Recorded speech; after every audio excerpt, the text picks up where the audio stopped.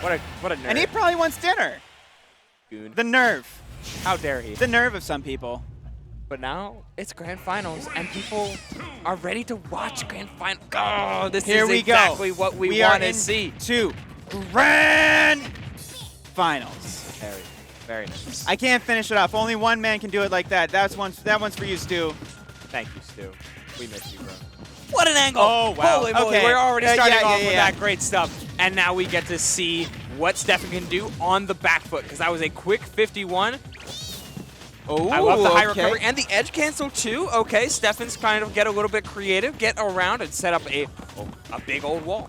These hands are not cold. He's Oh. used to smile. He's a tiny boy. Some guys ran straight in, not afraid of the wall, jumps over that, gets underneath the platform and underneath the fishing rod as well.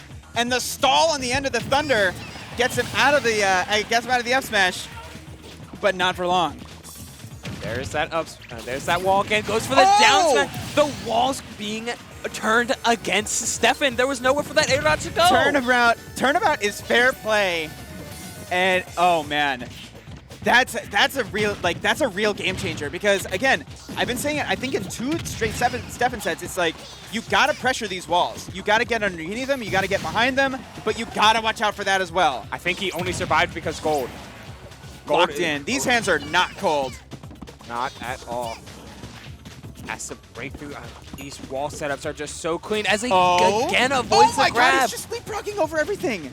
Shorty boy privilege. Missing the grab, but the DI got changed from another block. These are the least homie blocks in the history. Falling up air as he looks for man. grab number 2, and he looks for the spike afterwards too. Some guy is playing unbelievably aggro right now, and is doing so just to trying to keep the stocks even. You live by the aggro, you die by the aggro. That's 32, and that time Steffen is out of there. Finding a grab, not able to skirt their way through. And the crowd is really coming alive here. People screaming for some guys, see people screaming for Steffen. But again, the diamond tools. And the setup on the platform with the TNT. Steffen locking all windows and doors here, allowing no escape back to the stage. And both coaches immediately run in because they have their boys in grand finals and they don't want to go home empty-handed. Now Steffen, I mean, he's got to take. Steffen looks really solid. His counterplay game and counter punch game was extremely on point. Right. Wasn't trying to go for too many really long combos, acknowledging that Pichu can kind of slip through your fingers sometimes. Meanwhile, some guy, like, it's just a couple reads sometimes. Like, he had a extremely solid tech roll read. Had he spaced it right with the F smash, we're looking at a different game. We're looking probably still at game 1. Right. But misspace it a little bit, and suddenly you get punished, you get reset to neutral, and that's their best case scenario. Yeah.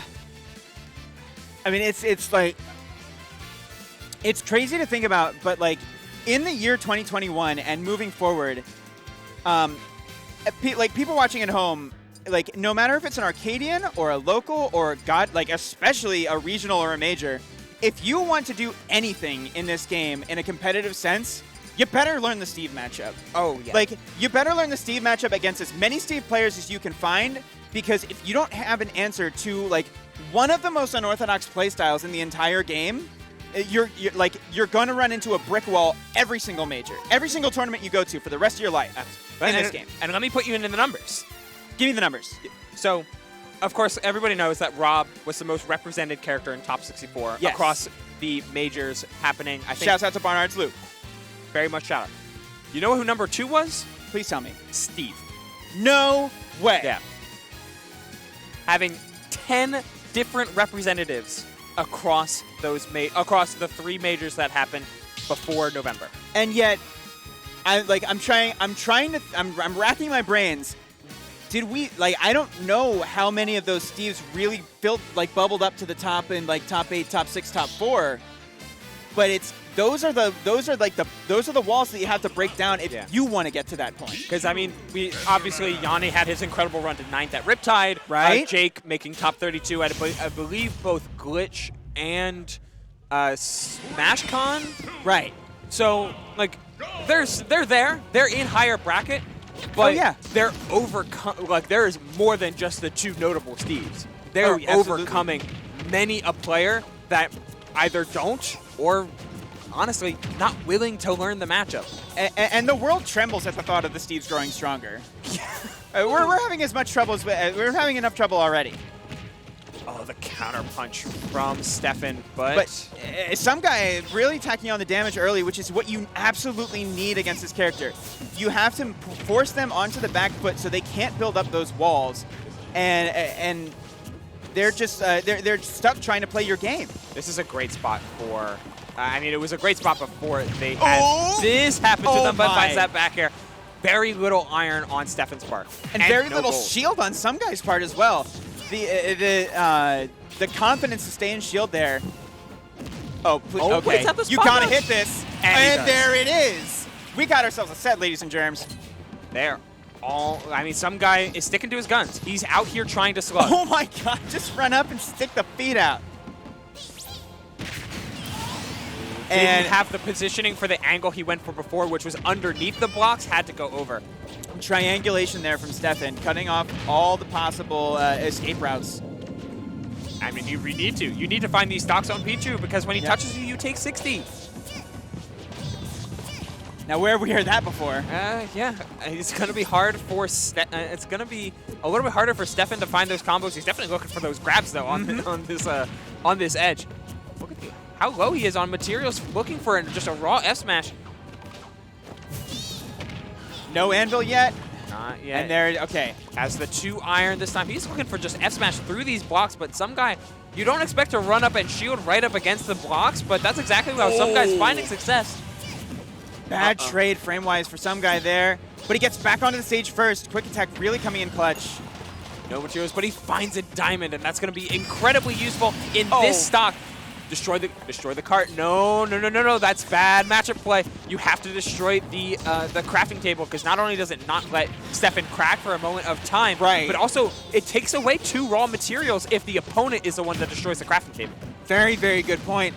And it seems that instead of okay, you know what? The aggression there from Sumgai was really, really powerful, or it was really, really productive, because it put a little bit of damage, not as much as you'd like, but it forced Sumgai to dip into that diamond tool even more. Oh, what a 5-high wall there from Steffen. He's still holding forward. He's still trying. A good thing that wall bounced away. We're not going to see anything off the backboard. Finds it down air. Looking for the kill. He's really going out, trying to find against the Twitch. My! That was so clean, an option he hadn't picked before in the entirety of these 2 games. I don't know. I don't know if we've seen that from him before tonight. Yeah, certainly not. Certainly not in a while. Certainly not in several sets. But that was, and again, the confidence in your own execution, your own play style, to risk going off stage like that when Anvil is a threat, when Pickaxe is a threat. Those are diamond tools, and you're on tournament stock. Absolutely. And can we get a clip back in that overhead shot, because I want to look at double coach cam. Look at him. I know, just looking at his face, Connor is extremely excited for how Sumgai played that last game. He's all in on the execution, he's all in on the offense, and it's paying off in a 1-1 set.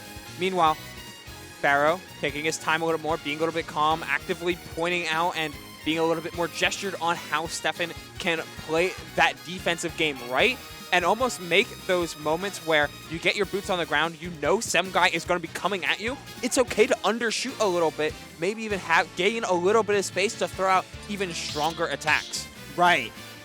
Yeah. And it's very often, I feel that the adaptations that you have to make in order to overcome a character like Pichu comes down to timing and spacing, because Pichu is so small that the things that you expect to work and the timings that you expect to work just are not going to be quite there. This is the first time we saw a full up tilt combo, and that does not bode well for the start of this game. I like the fastball mix-up, but you're still at 72 with this Pichu. To be careful how you're going about it. No. Surviving because of the wood, but this is a rough goings. What a wall. And Steffen changing up the wall building specifically to force Sumgai into more favorable approach angles for Steffen. Yeah, he's just kind of layering a lot more and not only with these traps, actually showing off more of the Adept's traps. This is the dash attack. You have that burst range. It's, I mean, a killing with punish tool. What more could you want? Oh, no. Wow, that's 28. No way. And Sumgai just hasn't been able to get his hands off onto Steffen this game. Not at all. He only just got over 50%, and Steffen already has diamond. That is as close to a worst case scenario as you can possibly expect. Being able to play out of shield a little bit more. Sumgai trying to go all in on these edge traps and these edge guards, but Steffen is just kind of bullying him for it. Like, he's fell into all these traps in game 2. He's not going to let them happen in game 3, as Pichu again proving that short privilege does in fact exist. And it really feels like the coaching, the Pharaoh coaching is coming through for Steffen right now. Yeah, Pharaoh's among other things, but Pharaoh's trying to win his own little part of the pie. The coach of the winning player does get a little bit of extra cash. Again, thank you, Adamus, for the $200 pot bonus. That seems like it's headed in Steffen's direction right now, because the wall placements and the playing around these walls and the different architecture he's showing up is proving to be more effective in this game, in this game 3, as those diamond up tilts were actually plus on block. Yeah, yeah. And you know, with all these players getting into the MetaFi business, this isn't just a pot of the pot. This is valuable bragging rights that you can sell to people. It's like, hey, I coached the winner of the Fusion Arcadian. Okay. Breaks the There's block. some hitbox on that too, so good thing he came at it from below to damage the block by just coming up above it. Timed it just perfectly. But Sumgai hanging on by the skin of his teeth. We've seen the comebacks before. Don't call it a comeback. Don't call it deja vu. He goes for the grab. He went for grab. Oh no. He went for it. Oh, he went for falling up air off the stage into the thunder. Oh, what's that? Oh, that anvil almost started looked like maybe the start of a panic option from Steffen. The crowd is screaming right now. He missed the dash attack. Dodge. He missed the dash attack. That's huge. Finds the up smash. Huge up smash. This is doable. This is perfectly even for Steffen. He went so deep. That drag down! The drag down on the back air! Goodness! The crowd pops off on that comeback. Why are you fist bumping? Why are you fist bumping? It's double elimination! Sit back down! My dude! But we reset. Oh my goodness. For as bad as that game started, it's now 3 straight sets that Sumgai has pulled the rabbit out of a hat, essentially. Absolutely. I mean, we're seeing this rat perform miracles. Hi, everybody. There we go. So we're seeing just the depth of how Sumgai is willing to dig deep and know that he is confident in how his character performs. And yeah, he's going to have his back against the wall. He's going to have a lot of damage very often, partially even by his own means. But that's okay, because he can still execute.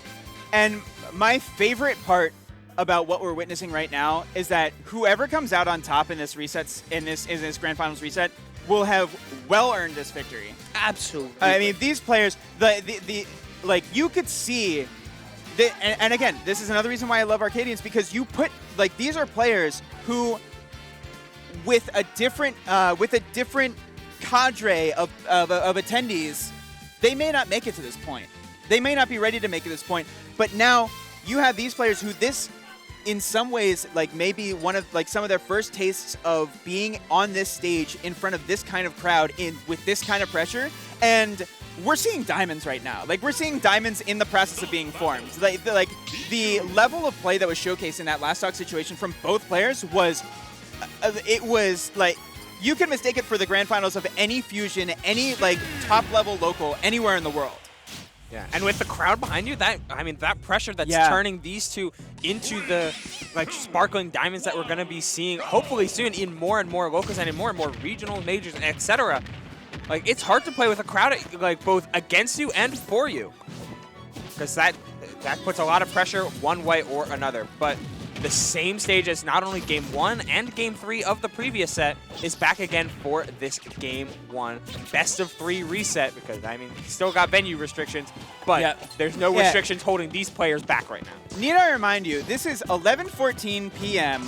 on a Monday night with the pressure of being in best of 3 sets in November on a cold night, a couple of weeks after daylight savings time, so your body clock's all out of whack. Like, these players are performing well beyond expectations. And they just keep going, reading the air dodge and follows it all. He even read that Steffen wasn't going to land on the platform. It looks like the same script again. Some guy pulls out the miracle and then just starts to tear his opponent apart. Can't get shaky if you're Steffen, because any sort of glimpse of weakness is all the Pichu needs. We saw this trap in Game 1, and the patience, I love it, and the ledge drop agility, not a quick attack. You're like not just set to set, not just game to game, but stock to stock adaptations. Oh my goodness. This is a complete, like, and you saw Steffen in the player cam. Steffen had to put his controller down, take a breath, center himself, and get back into it. Finds the stock, and, you know, anything can happen to Pichu. Pichu is not a character known for being able to hold leads, and it's go big or go home as he misses the grab. But hey, if Steffen's gonna be choosing to throw out minecart, some guy's already in. He's already in his face. Yeah. And we haven't heard that ding yet. We haven't seen those diamond tools come out, and time is running out. Okay, that's certainly a way to extend. Some guy throwing everything, and the kitchen sink,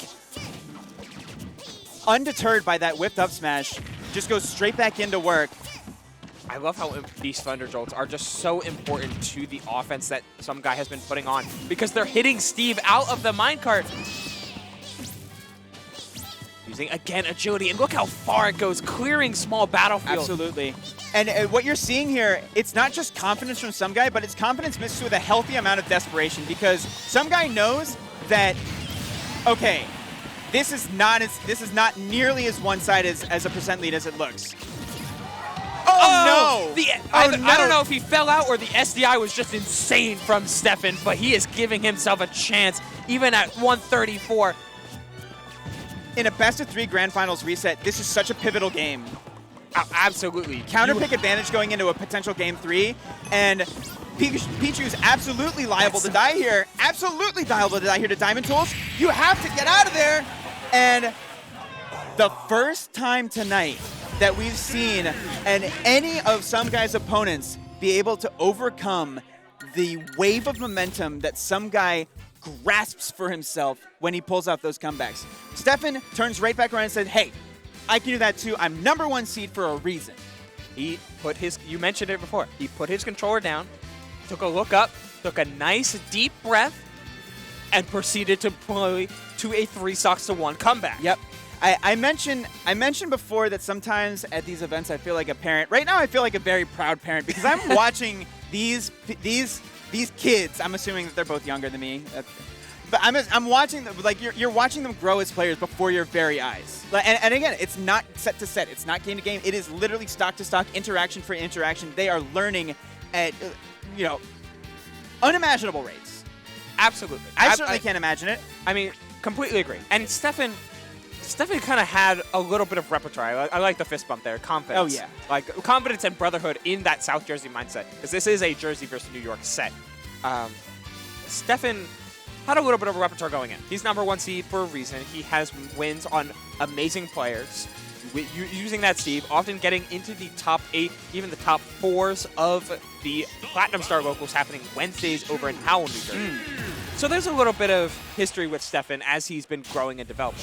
Some guy, however, inconsistency is the name of the game, because sometimes he doesn't come out, sometimes he loses to players that you definitely can see him taking wins against, and he underperformed in just a little bit too often to be considered a consistent upcoming threat. This is a statement for him to not only overcome like multiple players that were seated above him, but players that he's lost to before. Like, this is potentially some guy's coming out party if he can reverse 2-0 again.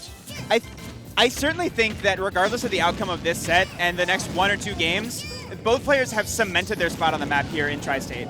If you're not looking out for both these players in every single bracket in this region and outside of it for months to come, you're doing yourself a disservice as a competitor and as a spectator. Completely agree. Be aware, because it's not just Jacqueline Zamba that Tri-State is known for. It's players like these that are able to get a little bit creative. Yeah. Gets some T-Troll into down smash. And oh, wow. This is fantastic DI and knowing when to air dodge, saving that stock, able to live another day, able to put some more damage on. Holding on to that diamond as well. Yeah, he's looking to use it for second stock exclusively. Thick wall setup there. Oh, that's cute. He did a little. He had the curly Q eyes on bumping his oh, head. Yeah, that's adorable. Ooh. Some guy is like trying to go high to challenge. Oh my God! How are you ready for that? The text of a god. He's stuck in his own house. Can't break through the roof. I have no words. I have no words for what some guy was able to take place there. Uh-oh. The option select. I love that. Whoa! The DI forward, but then the air dodge away. Get caught in the same trap again. Can you do it again? Oh, man. And Steffen saying super duper grounded here. Not really wanting to risk air trades against the frame data of no Pichu. Jump. Still no jump. Gets a chance to land. I like that roll in, but every time it feels like some guy's able to pull out shield just in time. Oh, no. Oh, no! Gotta be careful. There's the powered minecart. That's the down air. Reads the air dodge. Gets some grab afterwards. Super, super safe option to extend that combo and keep up this pressure. He can't minecart. He has no iron. Oh, my. You're right. But why use a minecart when you have a diamond? He doesn't need it. He was not expecting that T-Jolt to hit. Oh, a little bit too high with that. And now some guy once again on tournament stock. Looking for another back air kick. Cuts for 38. There's that shield poke that we haven't really seen from the Anvil yet. Oh, he lost his shovel, actually, but the down tilt into the back air still surviving. Oh, very, very nice recovery mix-up. And you'll be happy to waste 1 iron for that. Yeah, but at 94, you're in a rough pickle. He couldn't up smash. You have to hit this. Oh, the block changed up the trajectory. He couldn't up smash afterwards because the block would have saved him. Right. And looking for back air. A couple spot dodges from Steffen. These are not friendly percents, but now some guy. Do you have another comeback left in the tank? Where have we seen this before? Wood tools. Do you have another comeback in the tank left against iron tools? No. And it all comes up just a little bit short. I'm sorry. The entire crowd, except for Pharaoh, was popping off, and D-Dog for the Steve Brethren, was so behind some guy. But after that comeback in game 1 from Steffen, it looked like just the writing was on the wall. Because Steffen not only knew how to deal with some guy in the early game and in the mid game, most importantly, he knew how to deal with him in the late game. Yeah, and what I love especially from Steffen is that so many times, like at least 2 sets in a row, possibly 3, we saw some guy make an incredible comeback in stock comeback in game 1 and then just flatten the opponent in games 2 and 3. We saw that to get the reset from some guy. And then Steffen came back and showed off some real deep resolve of his own to make the same exact comeback that because Steffen was because some guy was threatening to run away with that Grand Finals reset in game 1. Yeah, at 150 to 38 is a hard one to look at. Yeah, and when you consider the amount of pace and momentum that some guy was playing with as well, Steffen really had to dig deep, and you saw him do that in the player cam. Had to dig deep to find the plays needed to overcome this opponent. And again, neither player here has anything to feel bad about. Of course, like I'm not saying like nothing bad to some guy or Steffen at all. In fact, like we basically saw just the two side, the duality of Pichu. Like I mean, at least I know I was saying it. Like even at 106, it's Pichu. He can still kill you off of a single hit, like maintain his advantage and blow you up with his prolific combo game and extend combo into combo. And sometimes it's Pichu and you die at 70. But what a phenomenal event. Yes. What an amazing energy in this crowd. We still have a crowd here even at They are 11:30. getting funneled out of the building. We have to are get getting out funneled out of the building. Yeah, we have to go out. Yeah. We have to go do stuff. So thank you all for watching. Thank you all for coming out and enjoying the stream on right here on twitch.tv/CollisionSmash. I hope you guys drop a follow to not only this stream, but also to Clamhat on his Twitter and on the Clam stream. Be sure to check out for highlights of that. You can also follow me right there at UBLSOUL. Thank you all for coming. Thank you all for enjoying. And of course, catch you all next time.